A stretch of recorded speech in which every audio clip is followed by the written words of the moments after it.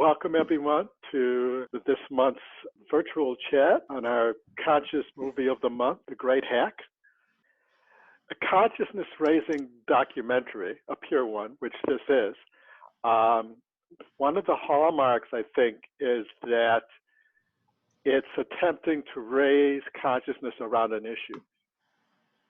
And that's very clear what they were trying to do there. But what also is fascinating is that they were focusing on how the main subject of the film was also waking up to what she had done. So we actually have, we're like kind of, it's a documentary to raise our consciousness, but it's also is kind of capturing her waking up to what she had done, which I thought was quite beautiful. And also that it kind of, the way they did it, it's kind of what we would call an integrative documentary, as opposed to just a pluralistic one or an integral one. Integrative is in between. And what that means is that an integrative work doesn't go full integration like the integral do, which will be to integrate as many aspects of the issue as possible to give us a big picture view.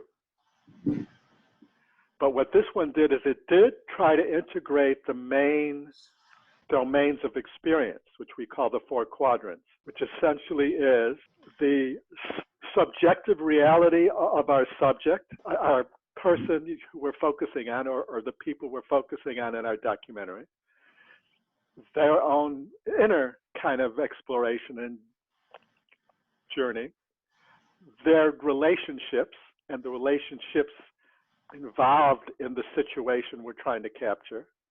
So those are two, the inner life and then the shared life.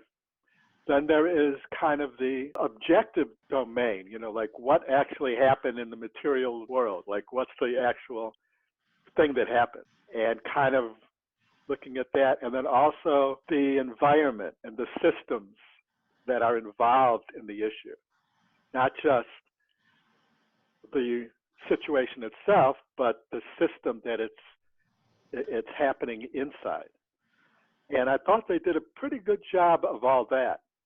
We got a sense of what was going on for her, what was going on in her relationships, and the relationships with the politicians that were coming forward and even the filmmakers. And then we had what actually happened, how they did it. So that's kind of the objective, you know, like this is what happened, this is what they did. And then kind of the bigger system, like what's going on with this big data that is giving this kind of unprecedented capacity and how that's connected with our lives as a whole. So that was kind of really kind of nice, and I think that makes it kind of an integrative work. It doesn't give us, at the end, a big picture, which would include the fact that Cambridge Analytica is one company out of many that are doing this. And it's happening all over the world, and it's not just this individual company. And they talked about it a little bit, but you didn't get a visceral feeling for it. You didn't kind of really feel it. So I just kind of laid the groundwork why it's integrative and why we picked it, trying to raise our consciousness and show us how the actual documentary experience raised the consciousness of the subject involved, which was very cool, I thought. I was so impressed.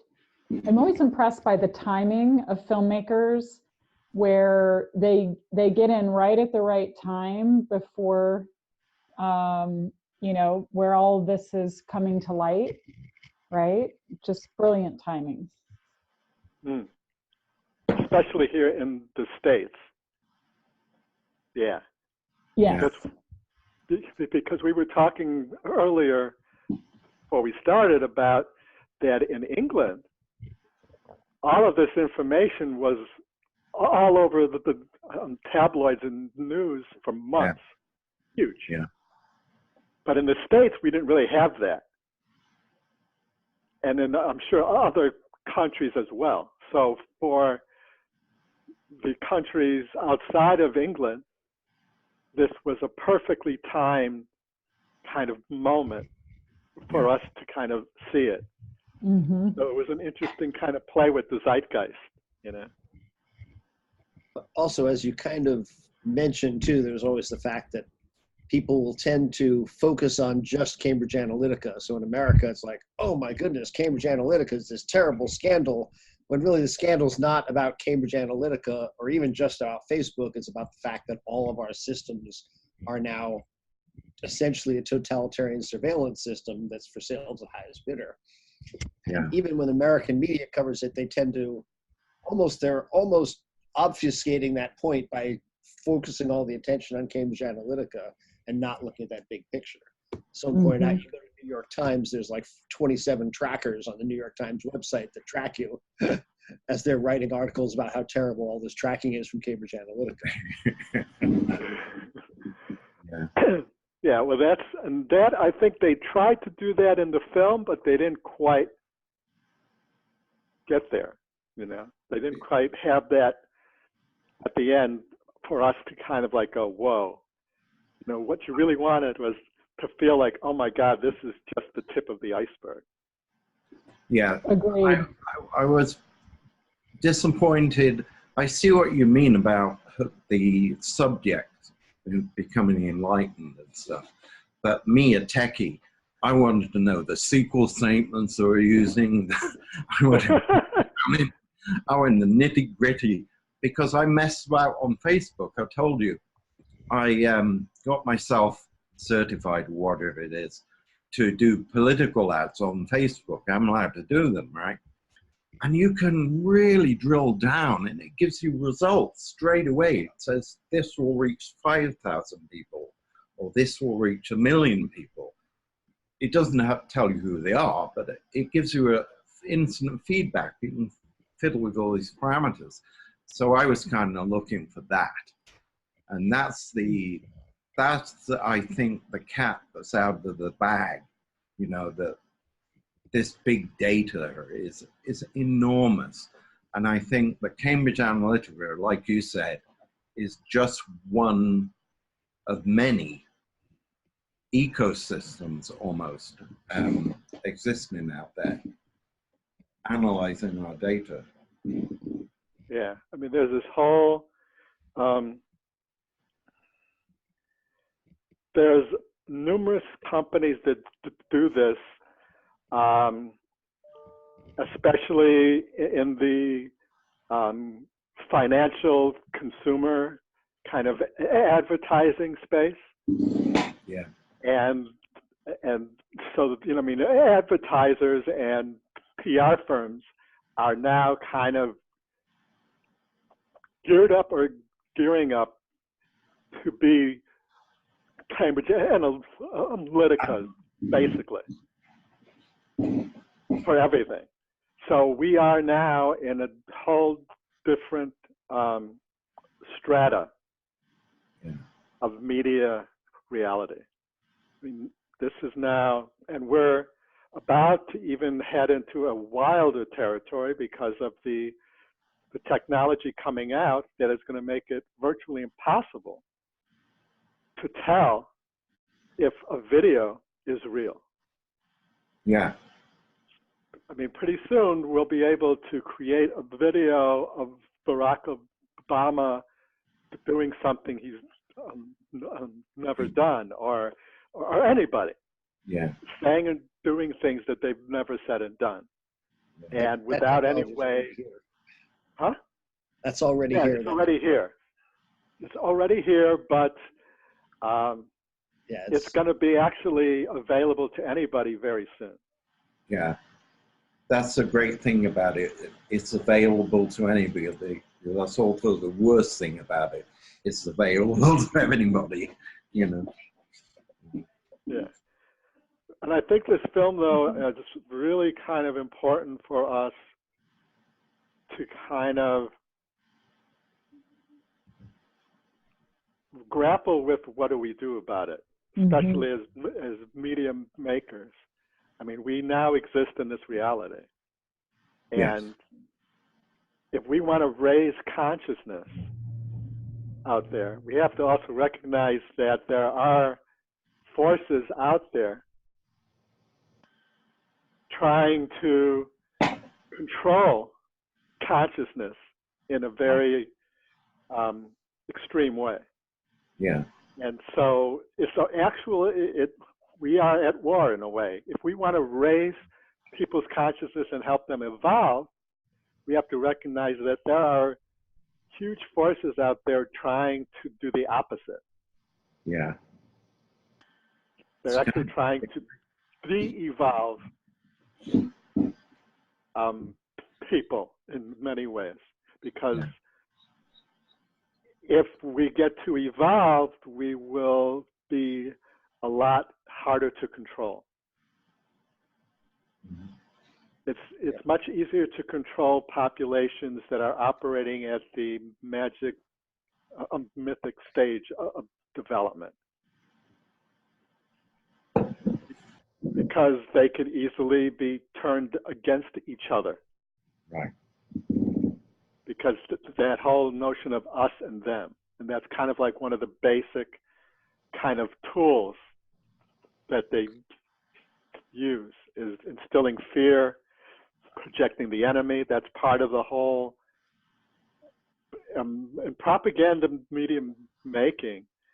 There are whole kind of categories of how to manipulate people into that us-them frame. And use that to your advantage. That's one of the things, as you mentioned, with this film, working in the quadrants and how they dealt with Brittany Kaiser's story, about how at first she's sort of this, you don't want to hate her, but she's sort of a villainous kind of character because you've been working with them. But then through the thing, you discover how her father got sick and they lost the family home. All this stuff came up and she actually had to make money now for her family. Yeah. So the way people get driven into this, it kind of unpacked that in a very nice way that helps prevent that us-them thinking, even with regards to Brittany. And they're kind of careful to look at how she's a real person and she seems to be evolving, and some people comment on that. Yeah, and that's another, I think, important kind of touchstone for us as conscious medium makers to look at too, because it was a great kind of capturing of how we can fool ourselves, how we could be unconscious. You know, I mean, here's somebody who was, you know, working on the Obama campaign, who was trying to save the world, you know, and to recognize that any one of us could be caught in that kind of trap if we get caught into survival mode.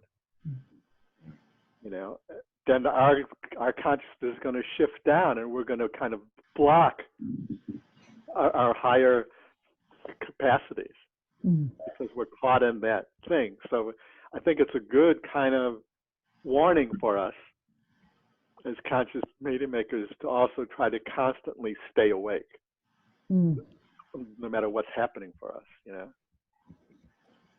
Yeah, because in my 20s, a long time ago, when I was living in London, there was a bunch of guys in the music industry. We had overactive imaginations, and we used to get together once a month at a particular pub, and we'd get completely blottoed and come up with a business scheme, and then go back to somebody's office and write it up and send it out just for a laugh, right? And we got meetings with all kinds of people, you know.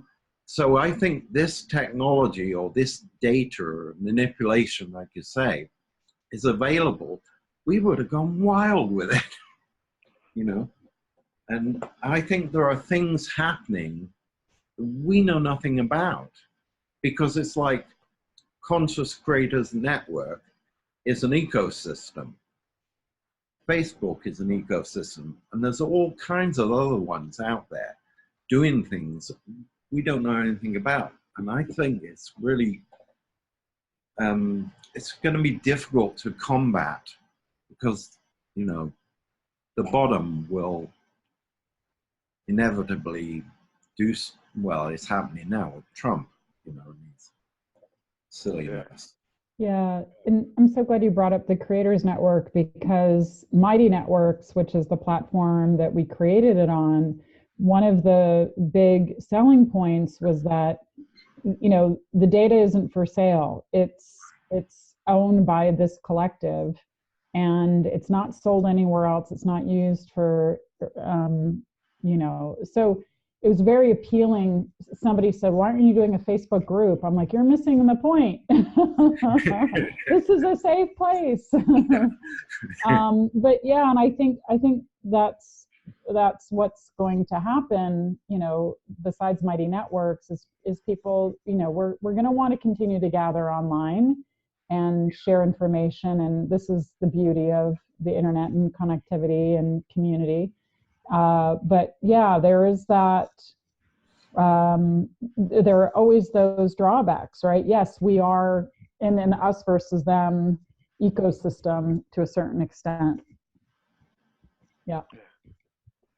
It's interesting too that I think it's important to note that as we're going through this big evolutionary transition that's happening for us, all of this is a part of it. And what happens is that as our technologies evolve at such breakneck speed ahead of us, we're trying to kind of grapple with it and figure out what to do with it. And then we're kind of learning as we go and trying to adapt. But also, these things that come up are part of the evolutionary learning. So for example, the election of Donald Trump, we could look at as a necessary unearthing of the American shadow. Yeah. So we could deal with it finally. And so, you know, and Brexit issue, we could look at that as, again, that a great kind of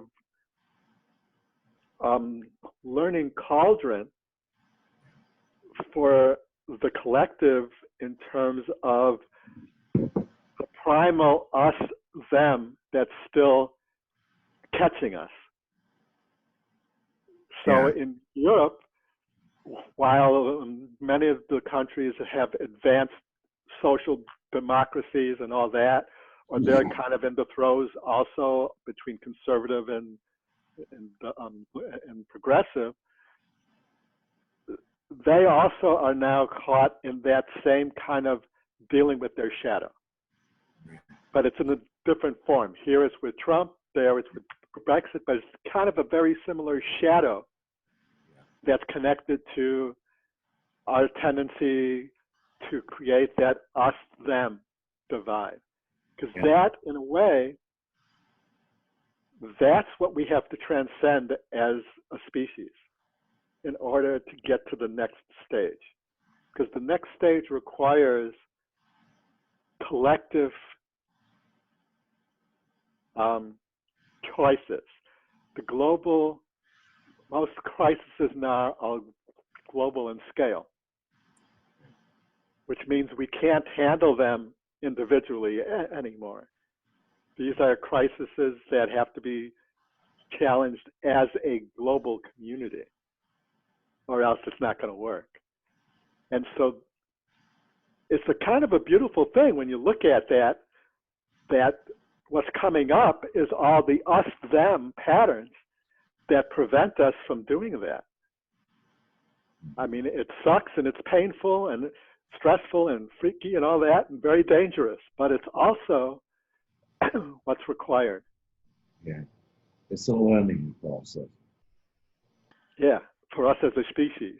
So these collective kind of experiences is kind of like what we as individuals go through in our own lives, when we have an issue that we haven't really dealt with. The universe has a way of keep bringing it up, and each time a little bit stronger until we kind of deal with it. Yeah. So I like to say that I tend to kind of wait until I get hit upside of the head with the cosmic baseball bat for me to get it. So in a way, I guess humanity is in that situation too. We've got a big cosmic baseball bat coming at us, and I think this documentary is like an opening kind of shot over the bow, but it's just a tiny shot, and I think we have to kind of answer the call. Yeah. That was one, yeah. Sorry, Mike. I was hoping you could expand on, there was a little bit of hope at the end of this film, but what I really wanted to know is, what can we do? As conscious, informed citizens, like, what can we do to counteract, this behemoth data? Is there anything? Absolutely, yeah. That's a great point, and it's vital. I mean, as media consumers, we kind of have to learn a whole new form of media literacy. We can no longer depend on a central source of news or information. And we have to actually now question every source, the ones that we thought were beyond reproach. So it's kind of now, we have to basically start like looking at who is putting this information out. What is their stake in it? It's like, for example, if it's any kind of major corporation that owns the source of information, you have to basically hold that as questionable, because, and I think this is a really important point for us to recognize, is that it may not be that there's all these people who are consciously trying to manipulate the truth for us. There may be a lot of these people working in corporate media who really believe that they're sharing the objective truth. The problem is that when you're in a system, there is a groupthink pattern that happens beyond your conscious awareness. And it profoundly affects us. And you kind of get kind of programmed into the construct field of that system, and you can't really see outside of it. And there's this thing called the Overton window, which is basically how this particular system frames information. What it chooses is okay to include, and what it chooses to exclude outside the frame. And every system has this. There's no way out of it, because every system has its limits.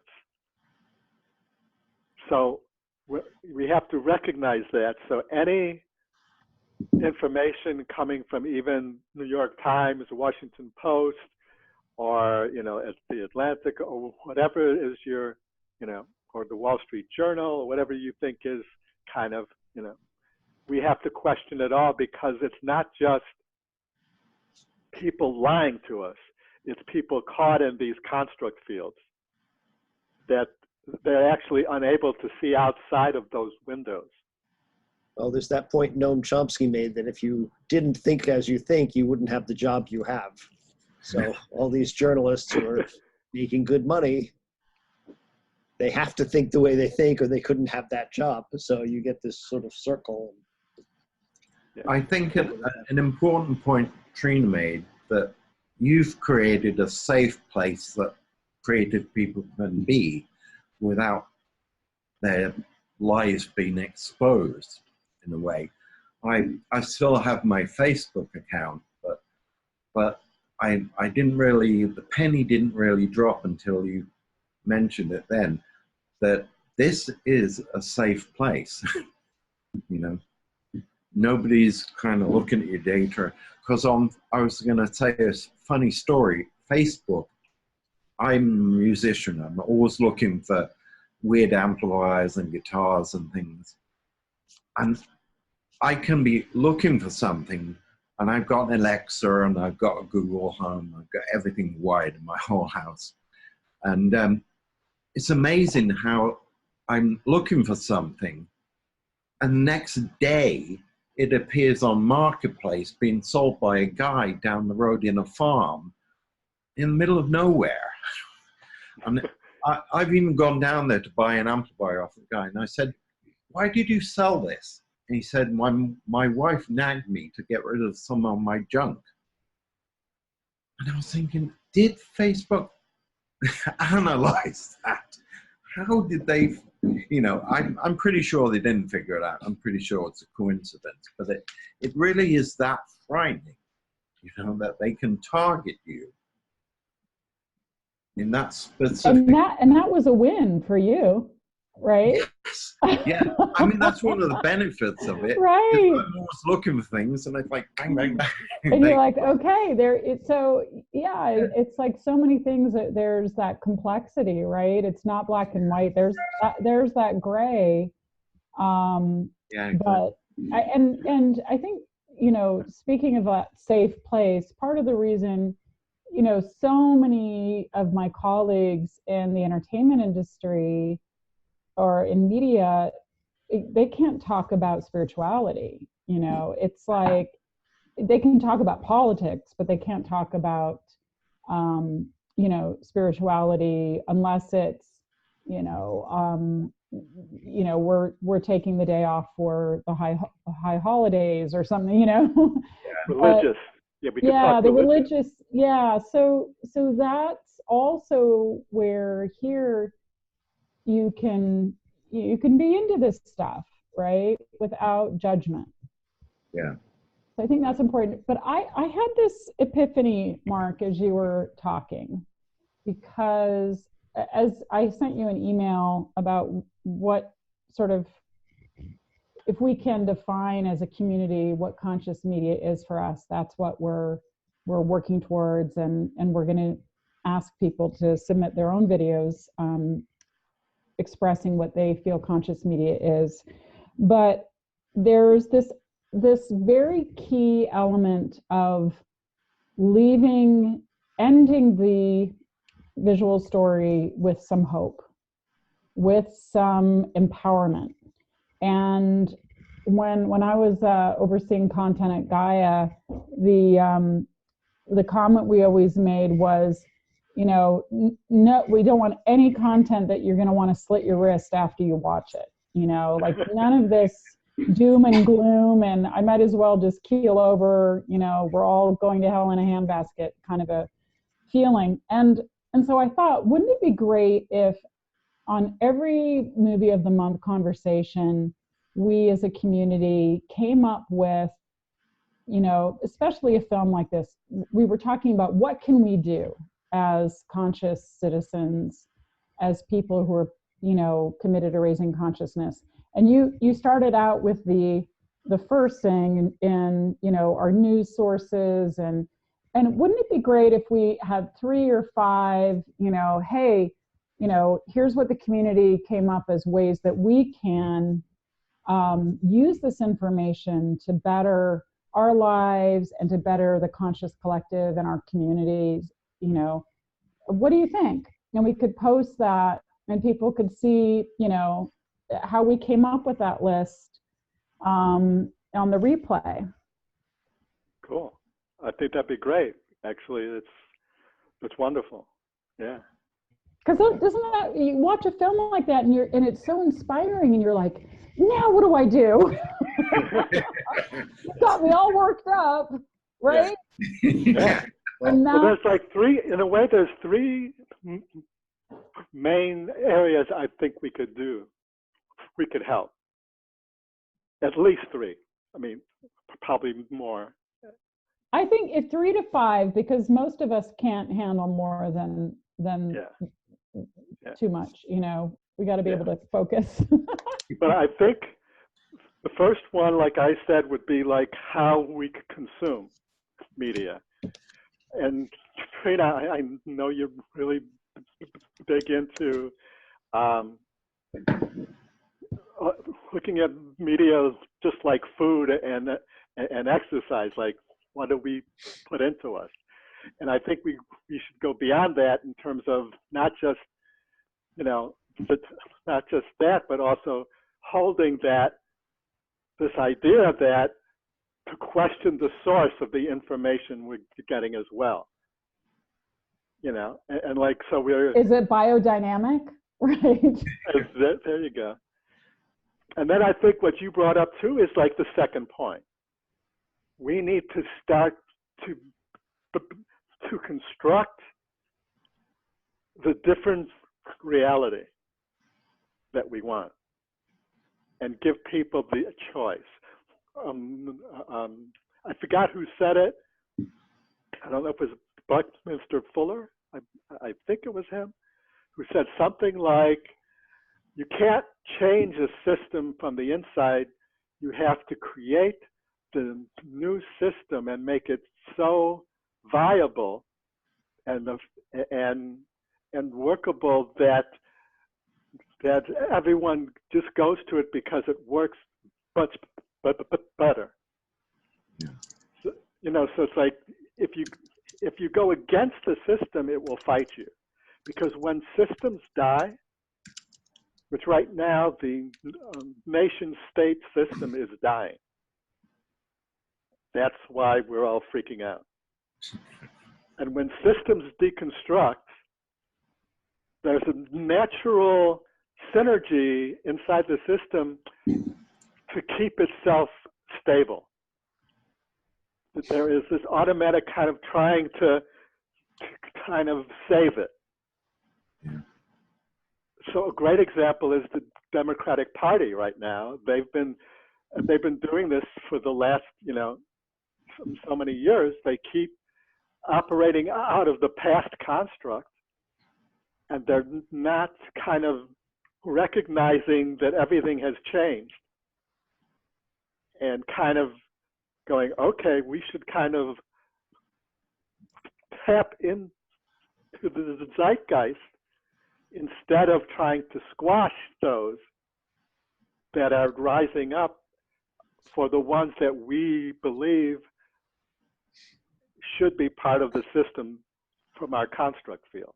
So this is kind of like recognizing that is kind of a vital thing. So the system will fight anything that attacks it directly.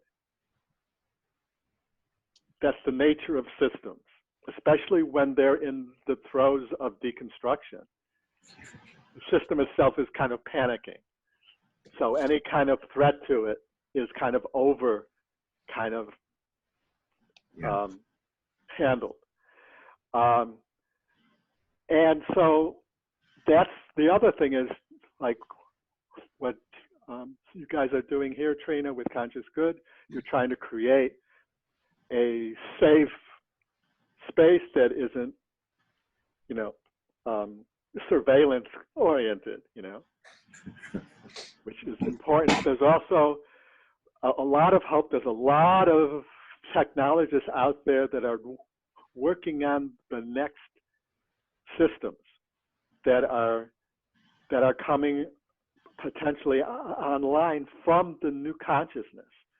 So the new consciousness, the global centric, the pluralistic structures that we're called to actually concretize on the societal level, those technologies are basically decentralized meshworks, we call them, or decentralized networks or meshworks, which are collection of networks, but there's no central processing area or person or entity. It's owned by everybody. So for example, the new technology called holochain is an actual integral technology where they're actually trying to create a holistic meshwork system where it's going to be, it creates its own internet with the computers that are logged into it. So you'll have a global infrastructure with no central hubs. It will be just a network of computers all over the world interfacing with each other without any kind of central surveillance system inside of it at all. So those kind of things are what is naturally going to happen if we can make it. So we have to have that. So we have to be conscious of what's going on. We have to try to build what we think is going to be required. And we also have to upgrade our own and everyone else's consciousness. And that's where the conscious filmmaking comes in and movie making comes in, is we have to work on elevating our consciousness and catch up with our technologies. Yeah. And use the tools to reach people that we want to reach. Yes. Yeah. And to help them evolve. To happen, we have to stop preaching to the choir, which is a natural thing, you know, that we want to do.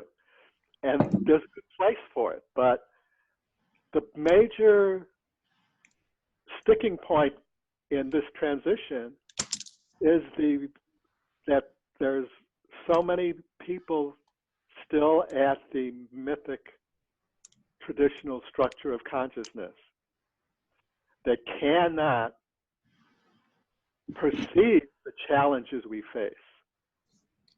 They literally cannot perceive them in the full visceral way. And people stuck at rational, and all of our systems stuck in the rational structure as well. Right. So we've got, that's a good point. So we've got a major kind of power block holding us into the us-them kind of structure. We've got our social systems operating at rational and industrial that are no longer efficient. They're breaking down because they can't handle the pluralistic global systems that are emerging. So as conscious media makers, it's great for us to make films for other people at the pluralistic, but that ain't going to help us. It'll help us by raising them. If we could raise more pluralistic into the integral, then that will help us. But if we just kind of like hang out and make great pieces for everyone who's already there, it's cool, but we have a kind of a, you know, kind of a crisis situation. Yeah. That requires an elevating of our consciousness no matter where we are. So Mark, this might be a little off, you know, the great hack conversation, but if you were to, with your wisdom, choose one group to focus on raising to the next level of consciousness, would it be mythic to rational? Yes. Or rational to pluralistic? Okay. Mythic to rational. Yeah, we need more of those, huh? that's the more dangerous in terms of, in situations like this in human history, in the past, the magic mythic has responded with extreme violence, because that is the way they respond when backed into a corner. So that is kind of the most vital situation that we have, is getting those people at least closer to rational. So that's kind of like, you know, and I mean, systemically, we kind of have to also make sure that we get rational people up too. But that, the rational people we could more easily reach, and they're also not as dangerously unstable. Yeah. The mythic is dangerously unstable in this kind of situation. So they're kind of the crisis point. And also it's important for us to recognize, and this is one interesting area where the current Democratic primary is a great example of this kind of gap. One of the problems with that shift between mythic and rational, or between the traditional conservative worldview and the modernist objective worldview, is that a lot of the constructs around rational have kind of made it so that in order for you to go from mythic to rational, you have to leave behind God, period. Oh, yes. Yeah. Yes, You have to kill God. Right. Which is a huge leap, and it creates this chasm. So that in the mythic sense. In the mythic sense, it's like, I mean, to go from rational to pluralistic, or from pluralistic integral, there's not that kind of giant gap where you're required to let go of a foundational construct. Right. So that's the really kind of major kind of sticking point, or as Wilber calls it, he calls it, there's a missing step in the evolutionary escalator. Yeah. Where you have to kind of, you know, you can't, like, you know, you have to reach too far. So that's kind of a great example of, if we understand that and we're trying to reach them, we could play with that. And if you look at the Democratic primaries right now, you'll notice that there's a lot of attack going on towards Marianne Williamson from the conservative, from the Democratic establishment.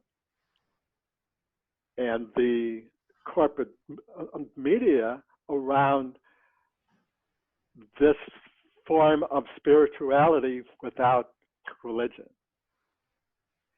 They can't grok it, because either it's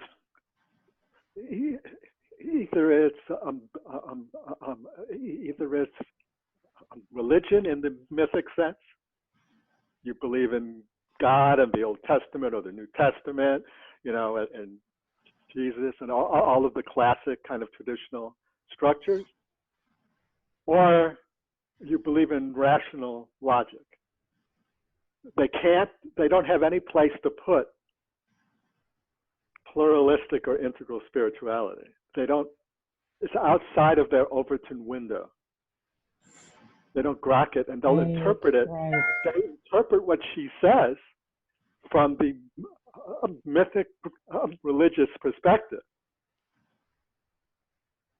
Yeah. So you see, so it's like, So there's kind of a great thing. And it's also a lot of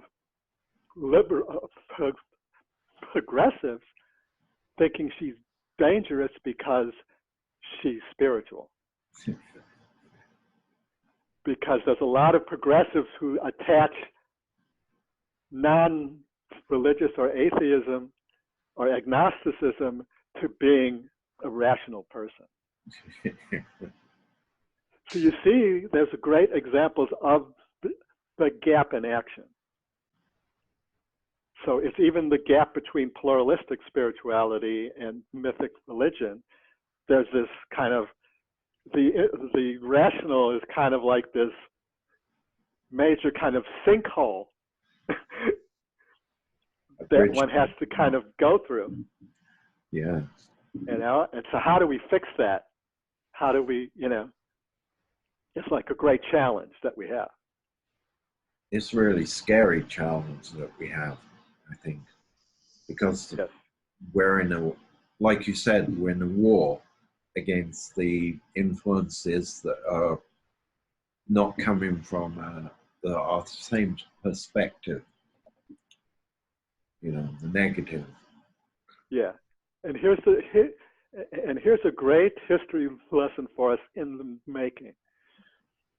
When Mythic gets its hands on advanced technologies, watch out. Yeah. It happened in World War II when the tribal mythic elements in German society got its hands on rational industrial technologies and created factories of death. Arguably, And now we have Genghis Khan got a hold of a lot of technology, advanced war technology. At the time, was very advanced. Trebuchet weapon was a very mythic structure and was able to take over a whole chunk of the earth. There you go. And then now, the new technologies that are being weaponized against us by the mythic structure is our communication technologies. You'll notice that Trump's main weapon is Twitter. Yeah. He's actually attacking our collective consciousness constantly through his Twitter, his tweets. You know, it's basically destabilizing our system. What Cambridge Analytica did to try to control the elections. What's interesting is that the reality is that the mythic structure, one of their foundational core constructs is the ends justify the means. Yeah. Okay. So they have no problem using these technologies to manipulate the human population into doing what it wants it to do. I think that's also a rational pathology too, when you're Not as much, because the rational at least has some kind of standard of equality. But it has to have more cognitive dissonance in place. So the rational has to have, okay, so the mythic structure, they could be doing all this without much cognitive dissonance required. Right. At the rational, you have to have a fairly good degree of cognitive dissonance to do it. And then the pluralistic, as we see in this film, she actually had to have this huge wall of cognitive dissonance that was protecting her, that was shutting her off from her own conscience. And you could see it actually kind of being opened up. But because of her family survival situation, she created this cognitive dissonance field that made her unconscious of what she was doing. So this is all, part of these dynamics that I think as conscious media makers trying to rise to this challenge, if we understand all the dynamics involved, then we could kind of go, all right, so how can I help here? What can I do? What area is calling me? So, if I'm being called to, that gap between mystic and rational and having to kill God, if that's my target, how do I do it? And so that's kind of like what we're putting out there in our upcoming courses and stuff like that too, is to really kind of concretize this into a toolkit where people will be able to go, all right, here's the situation, here's my calling that I want to kind of like help with, and here's how I can do it, So that's kind of like give us those tools. That's going to be fascinating too, to not only take that intent of, okay, here's, the chasm that I want to address, but have the creative elements, the setting, the storyline, your protagonist, that journey, kind of bringing those two together is where I really think the magic is going to happen, right? Yes. So you may have a story, and then you may discover that, hey, I wanted to address that chasm, but it's probably better suited for, this stage, this type of consciousness raising story. And that's what I think in some documentary films are so magical, because it's an unfolding of events that often is just being captured, in somebody's journey, and you're experiencing it with them. It's not as devised as a narrative. That's a great point. Yeah. But I think a documentary is maybe the ultimate example of where the filmmaker's consciousness is interacting most intently, because something true is happening, but what you make of it is entirely about your consciousness. You could depict A as a terrible guy and he's doing this terrible thing to B, and we're going to watch this.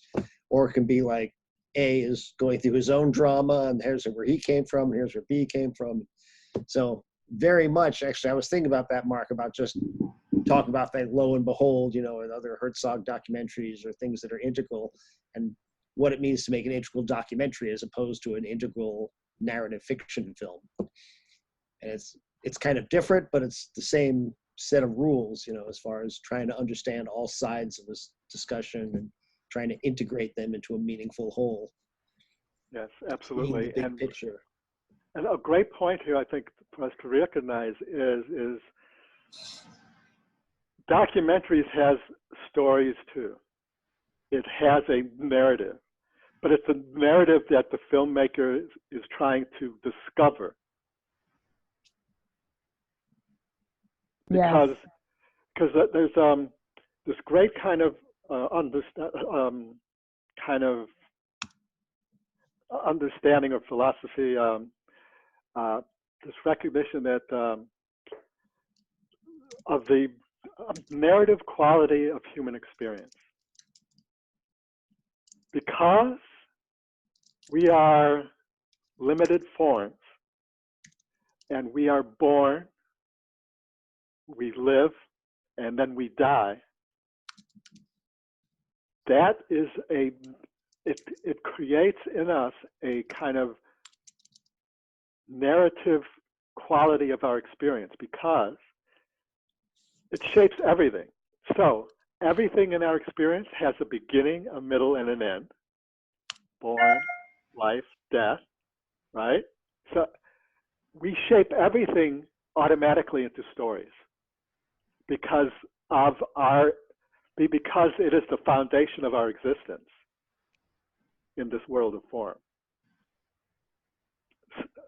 Something starts, something is born, something has its lifespan, and something dies. That's the drama. That's life. That's the story.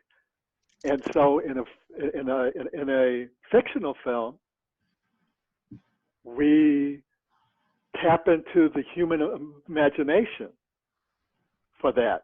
or we do it a combination of something real that inspires us to think of something inside of our imagination. So we've got, hybrids of that. But when you're doing a documentary, if you're aware of our tendency to project a story, then you could actually kind of prevent some of the unconscious kind of biases that can be created by a documentary filmmaker or team. So if you are aware that there is a story that we're trying to find, but that I also will have a tendency to project a story pattern as I'm shooting or as I'm collecting this, to kind of have that as like a meta awareness that, like, let's say you shot this interview, and when you're watching the footage for the first time, to be conscious of really trying to listen for the story that's there instead of projecting a story onto it, which we can easily do if we're not conscious. So that's, like, I think, important aspect of documentary filmmaking from the consciousness perspective, is to recognize that narrative quality of experience, how we have that tendency to translate everything into a story. And so then how can we do that and find the true story? Now, and we could also have an intention that doesn't automatically constrict our story. So, for example, in a past film that I was hired to do, I was hired by the Los Angeles County school system to create a documentary to help with their kind of mission was that they wanted to create a film that would help the rate of people dropping out of school. How do we reduce the dropout rate? So as a filmmaker,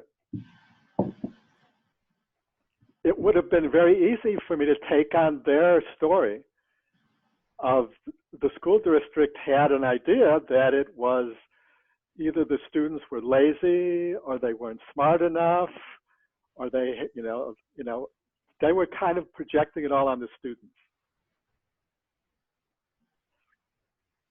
And so what we tried to do is say, well, let's use this as a research assignment. Why are kids dropping out? Let's discover. Yeah. And that is a target that is open enough so that we're not shutting down the story too soon, that we're seeking the story. What is the story behind this? So anyway, so that's kind of that in a nutshell. And I see where we've reached 7:30, a little bit past 7:30. So any other kind of reflections, questions? Well, I was just going to mention something Trina had asked earlier about actionable things based on this particular film. And Cory Doctorow had made the point that after the Snowden revelations, we kind of reached peak indifference to online privacy. Meaning there would never be a time when people were more indifferent to their privacy. They've only gotten more conscious of wanting more privacy. And I think film could have gone into that a little bit more, but things like using Signal and using WhatsApp, encrypted chat, encrypted systems, using networks like Mighty Network, which are not tracking everything you do, because that's kind of a business model. But also getting to that point that when Michael was talking about how it seemed like his Alexa tracked him. I personally would never have any kind of surveillance device in my house, like an Alexa or a Google Home or any of those things. But also Shoshana Zubaev, who I think is her name, she wrote a book on surveillance capitalism. She coined the term surveillance capitalism.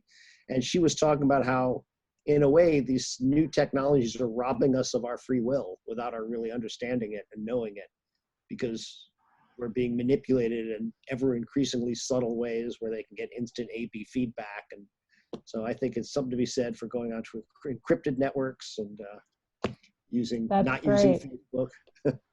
I just had this flash of when we're losing our free will. When you said that, I had this flash of big data companies and advertisers are targeting who they think we are, not the person we're evolving to become, right?